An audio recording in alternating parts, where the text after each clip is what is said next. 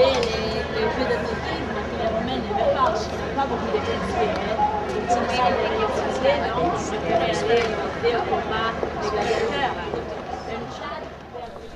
La place Travona est l'ancien cirque de Domitien dont elle a gardé la forme. Les pavés remontent au XVIe siècle.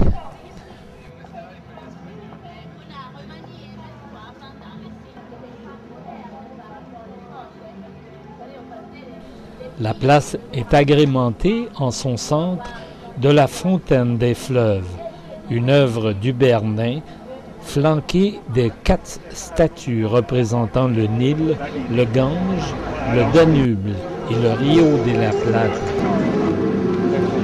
Non, c'est pas génétique.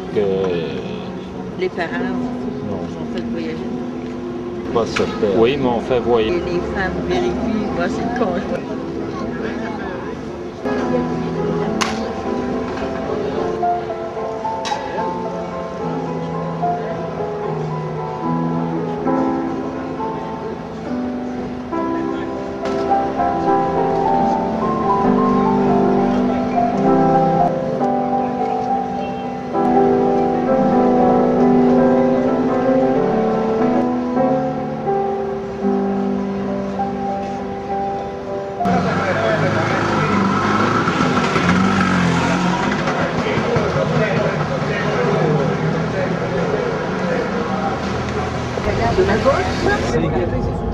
Les quais que nous voyons aujourd'hui ont été réalisés à la fin du 19e siècle, au moment du puits de l'Italie.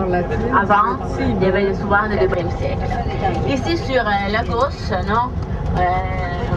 vous verrez maintenant l'ancien palais de justice de Rome, le Palazzaccio. On l'appelle comme ça. Palazzaccio, c'est-à-dire mauvais palais. Je disais ce matin sur la Piazza Navona, les mots qu'en italien terminent en accio et accia sont toujours des péjoratifs. Palazzaccio parce que déjà, je dis déjà, au ce moment-là, on n'avait pas beaucoup de confiance dans la justice. Et l'architecte, non, a transformé après une partie en résidence des papes. Le pape s'est réfugié là quand il y avait des problèmes au Vatican. Dans le sac de Rome de 1527, il s'est réfugié à l'intérieur du défendre, de devenir une forteresse difficile à conquérir. On l'appelle le château Saint-Ange parce que la légende raconte qu'à la fin du 6e siècle, après Jésus-Christ, le pape Grégoire le Grand avait rêvé l'archange Michel qui, avec son épée, arrêtait les épidémies de peste. L'archange Michel, avant, c'était un bois au 16e siècle, un marbre actuel, 18e siècle. C'est l'architecte Démétriano qui imagina, vers 117 après Jésus-Christ, la forteresse du château Saint-Ange ainsi que du pont Élio qui lui fait face. Le château est dédié à l'empereur Adrien, dont on peut voir la statue en forme de Dieu Soleil qui trône tout en haut de la structure.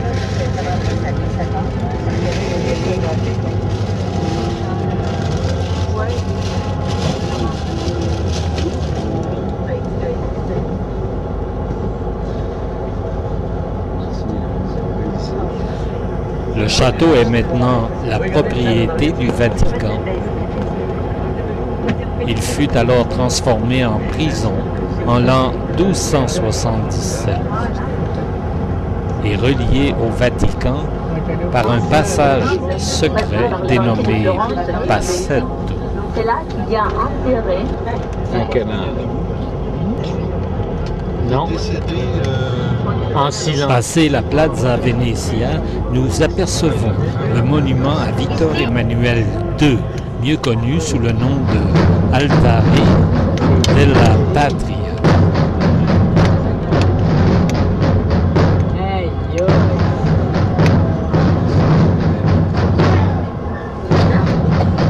Le long du palais marron qui reste à notre gauche.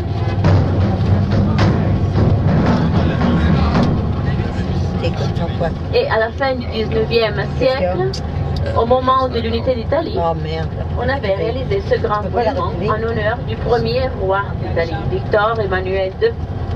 On le voit représenté à cheval.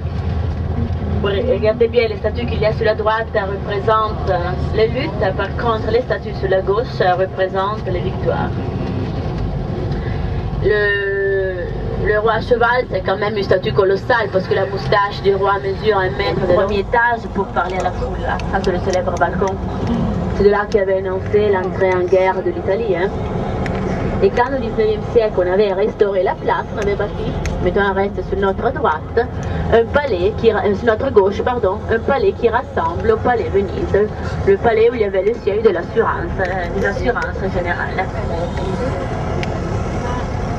Et vous devez imaginer qu'avant la grande machine écrite, parce qu'on l'appelle comme ça, il y avait une partie du palais Venise qu'on a déplacée et reconstruit là, à ma droite, derrière les mêmes personnes.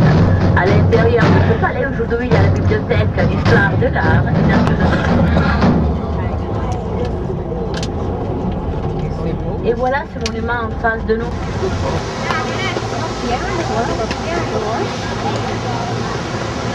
Pour les avoir protégés pendant une guerre ou pendant une bataille. Et ce temple se trouvait en face de moi, donc derrière. Par contre, derrière moi, là sur une autre colline qui s'appelait Arche, là il y avait le temple. La Plaza del Campidoglio, ou du Capitole, est une réalisation de Michel-Ange. Elle est ornée en son centre d'une statue équestre de Marc Aurèle.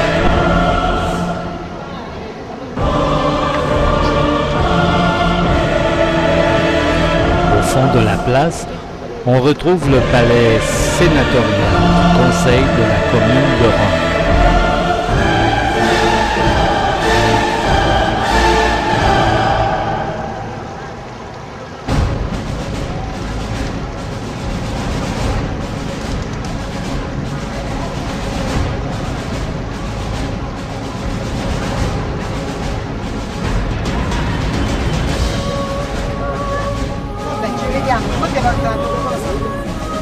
L'aménagement du forum fut initié vers l'an 600 avant Jésus-Christ par le roi étrusque Tarquin l'Ancien.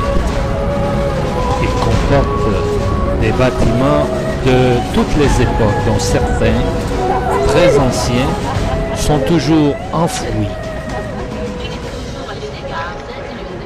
Donc les premières populations s'installent sur les collines, mais c'est clair qu'on avait besoin tout le temps de faire des échanges de commerce. Donc on avait besoin d'avoir un lieu qui se rencontre.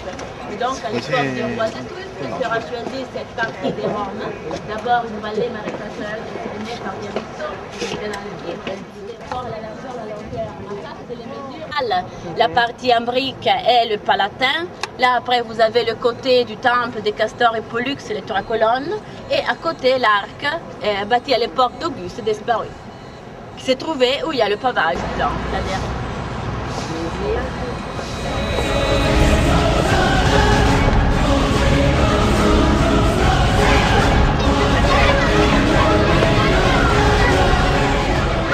Le Colisée est le symbole de Rome. Sa destruction n'est pas due essentiellement au tremblement de terre, mais il a servi de carrière pour les constructions nouvelles dès le Moyen Âge. La basilique Saint-Pierre, entre autres, a hérité de ces pierres. Et quand il y aura la mort de Néron, surtout avec la montée au pouvoir de la famille Vespasien, avant et après, ça décide.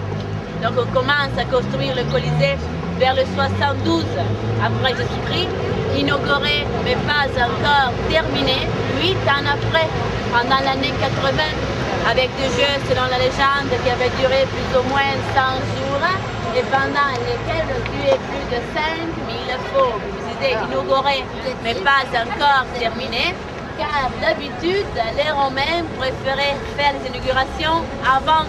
Parce que inaugurer signifie avoir de bons.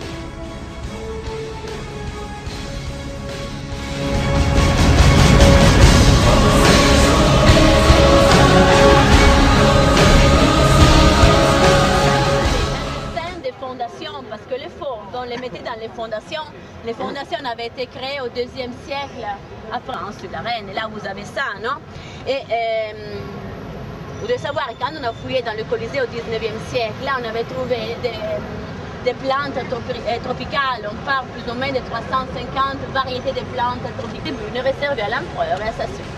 Et vous voyez bien de cette photo que le Colisée était formé par des anneaux concentriques, 4 anneaux concentriques où on travaillait plus de 2000 esclaves juifs. Le Colisée doit son nom à la présence autrefois d'une colossale statue de